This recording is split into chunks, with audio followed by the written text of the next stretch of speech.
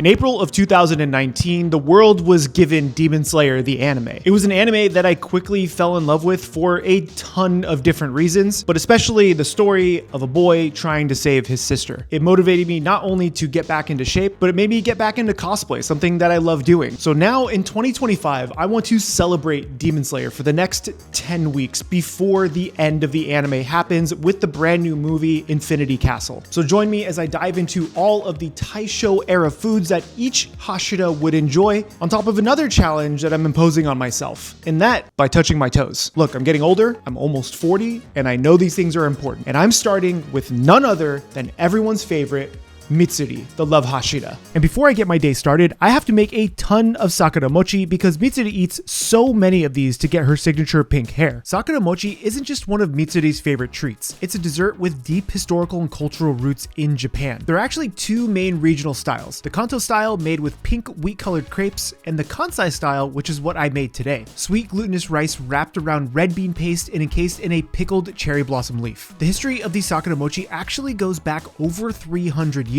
It was first created in 1717 at the Chomeji Temple in Edo, which is modern-day Tokyo, by a temple gatekeeper who began selling the treat using the fallen cherry leaves from the nearby Sumida River. Since then, it became a seasonal specialty sold during spring's cherry blossom season, a time for family outings, festivals, and flower viewings known as Hanami. By the Taisho era, Japan had fully embraced Hanami as a public event, and Sakuramochi was a must-have snack during these gatherings. It's a perfect blend of opposites: soft and chewy rice, sweet and earthy red bean, and that floral, slightly salty kick from the preserved sakura leaf. Now, why does this matter for Mitsuri? She's all about contrast: sweet and bubbly, yet incredibly strong and focused in battle. That balance is exactly what Sakuramochi represents: delicate on the outside, but powerful within. And that fleeting beauty of the cherry blossom, it's like Mitsuri's moment in battle: brief, brilliant, and unforgettable. I've prepared a bunch of these to eat throughout the day because honestly, if Mitsuri's having 100 plus of these every single day, I've got to try to keep up. But that's not even what I'm having for breakfast. I'm actually making some pancakes because Mitsuri loves sweets. She actually makes these pancakes for Tanjiro after he's finished recovering, and Tanjiro has no idea what they actually are because pancakes and sweets are not that common during the Taisho era of Japan quite yet. We're never really informed as to why or how Mitsuri knows about pancakes or other Western style influenced foods, in particular baked products. The biggest thing that I can think of is that Mitsuri frequented Western style cafes that started to pop up during the Taisho era in Japan. Mitsuri has a massive appetite, and she has a very open appetite when it comes to trying new foods. So it's not totally out of the question that she does have an extensive knowledge of Western style foods during the Taisho era of Japan when a lot of other people may have not. I absolutely love this aspect about Mitsuri. She's a true foodie at heart, and not only does she enjoy eating food, she enjoys making it for other people she cares about. She wants them to be just as happy eating these special foods as she is, and this is why I love Mitsuri. But this isn't the only thing for breakfast.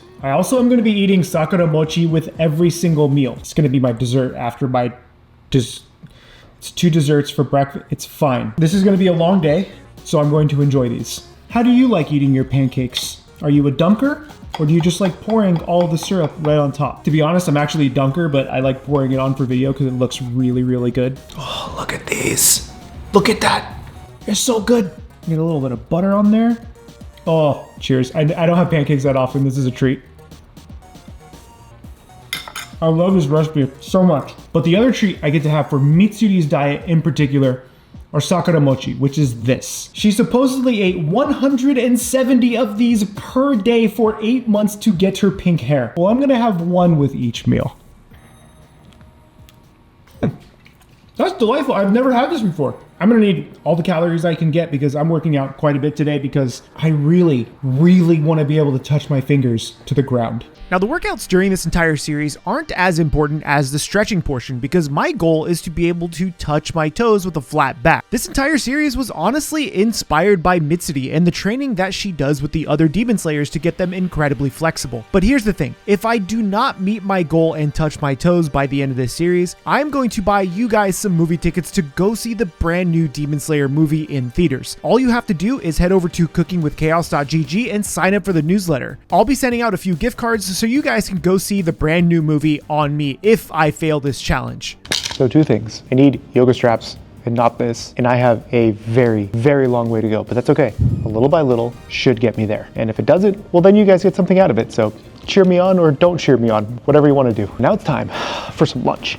One dish that became popular during the Taisho era of Japan, where Demon Slayer takes place, is actually omrice. I used to think that this dish came around the 50s and 60s, but it actually has earlier roots than that, which was really interesting to find out, especially because it's one of my favorite foods. Now, like I mentioned earlier, during the Taisho era, we started to see a lot of cafes pop up that had Western influences. And in this case, curry rice is actually referred to as something called yoshoku. This is where there's a blend of both Western and Japanese flavors or styles to create an entirely new dish. Japanese curry is actually influenced from British curry, which is influenced from Indian curry. I love making omrice because you can kind of make it however you want. Now I'm using ground chicken in mine, but you can use ground pork, ground beef, or what is more traditional is just cubed up chicken thigh. But since I had this ground chicken laying around, I'm just gonna add this into here. And if you don't want meat, you can throw in some tofu, or you can just make it with veggies. It's fine. Do whatever you want. Since omrice was typically treated as a homemade meal that was made very casually and easily, rice right out of the steamer was perfectly fine for this recipe versus day-old rice, which would usually use for something like Chinese fried rice. A big component of omrice is ketchup. Ketchup was introduced to Japan around the late 1800s, but around the 1900s or the early 1900s, you could go to an international grocery store and find ketchup. Yoshoku-style restaurants did typically use a lot of Western-style ingredients like ketchup or curry. So seeing something like omrice, which is a blend of both Japanese and Western-style cuisine, use these ingredients, was something very new and fresh back then, but it's entirely common today.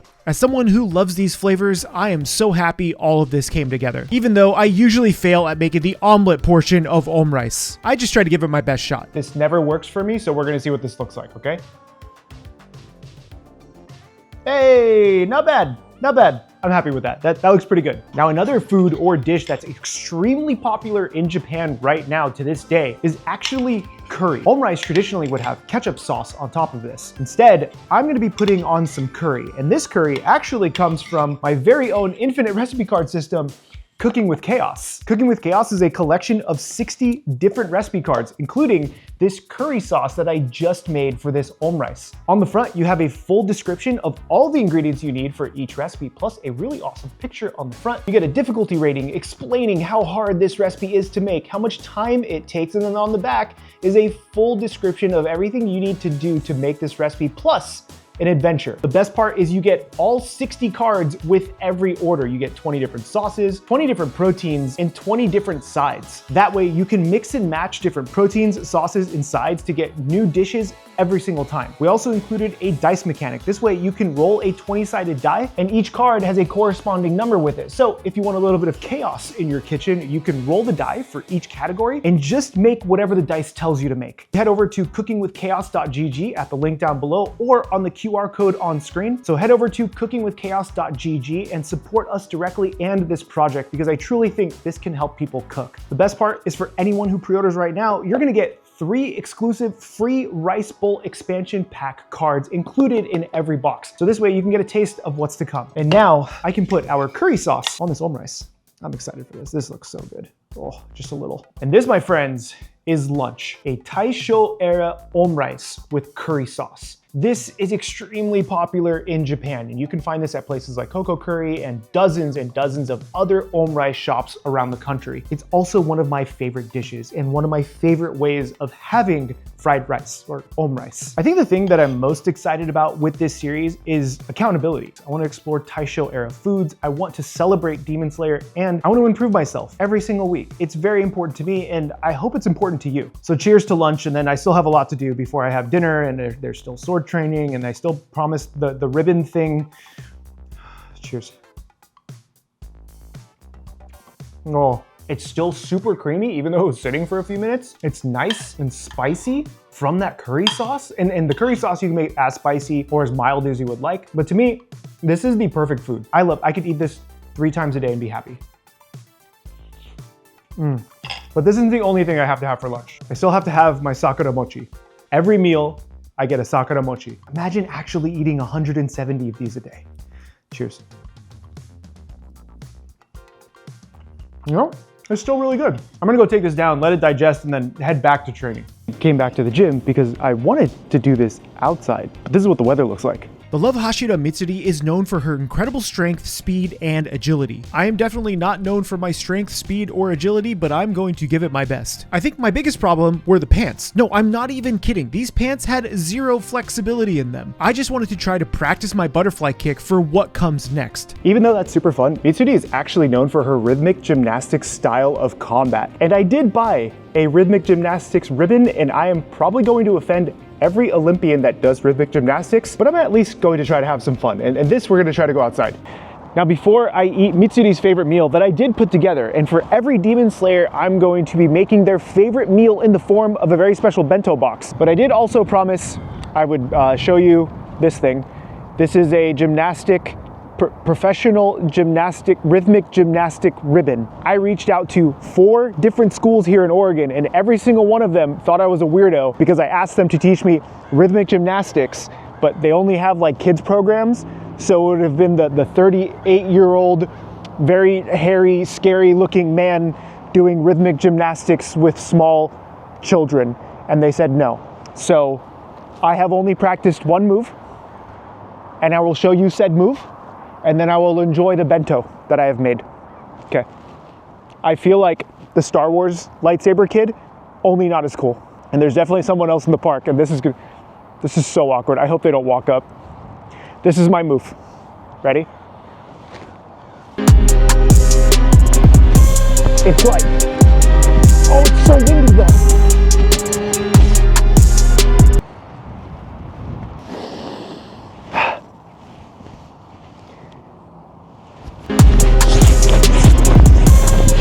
Look at it go! Look at it go!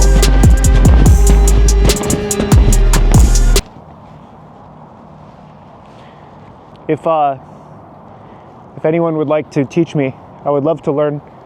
I think acquiring skills is very fun, and I try not to scare any children, so that's all I got. But now, I get to eat the bento and then deal with this guy sitting over here. He's been staring me down for a while now.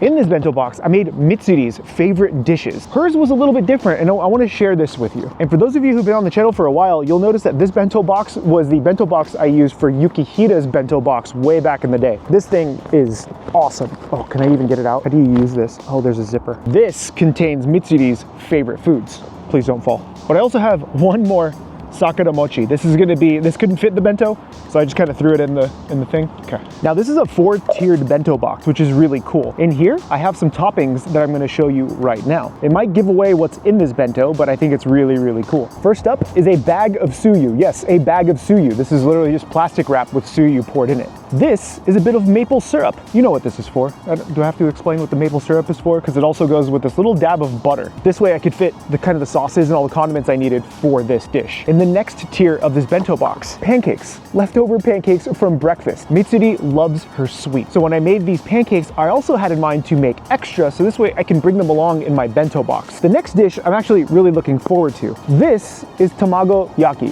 Tamago yaki I've made quite a few times on the channel, and it's really, really easy to make. It's a dish I grew to absolutely love while I was out in Japan, and it's something that I make pretty often because it's also great for meal prep. But underneath it is some cold zaru soba. The reason why I went for cold zaru soba is because none of the other foods were really that hot. I did keep these slightly warm, but in this case, because she had so many different components, it would have been really hard to keep warm noodles in broth without them getting weird. There's the person that was watching me do the twirling, and now I feel really awkward, but it's okay. Also, Mitsuri out-ate every sumo wrestler at this soba restaurant when she was like 3 years old, and then she beat them in arm wrestling. The last piece of the puzzle is the always amazing, always delicious, electrolyte-filled miso soup. Just a good old miso soup.